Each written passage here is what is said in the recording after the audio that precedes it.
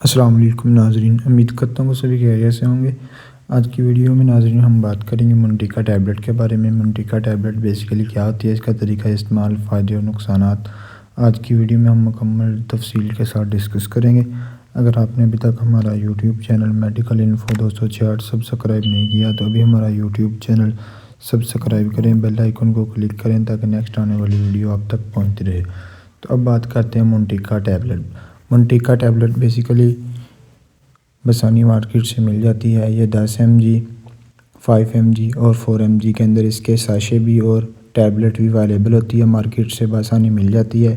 اس میں جو میڈیسن ہوتی ہے وہ منٹیلو کا سوڈیم ہے، جو کہ بیسیکلی سانس کی دشواری کے لیے استعمال کی جاتی ہے۔ مثال کے طور پر سانس کی نالیوں کو سوزش ہو تو اس صورت میں منٹیکا ٹیبلٹ منٹیلو کا سوڈیم کا استعمال کیا جاتا ہے، اور چھینکیں آنا یا بعض اوقات فلو یا بعض اوقات ہلکا پھلکا جسم درد، تو ان صورتوں میں اس ٹیبلٹ کو استعمال کیا جاتا ہے، اور اس کا مین مقصد سانس کی نالیوں کو سوزش اور الرجی سے بچانے کے لیے استعمال کیا جاتا ہے۔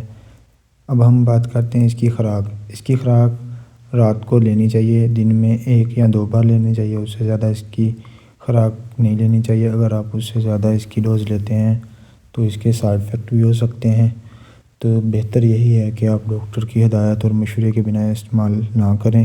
کم عمر بچے ڈاکٹر کی ہدایت کے بنا بھی استعمال نہ کریں۔ تو اب ہم بات کرتے ہیں وہ کون سے سائیڈ افیکٹ ہیں جو منٹیلو کا سوڈیم ٹیبلٹ کو استعمال کرنے کے بعد ہو سکتے ہیں۔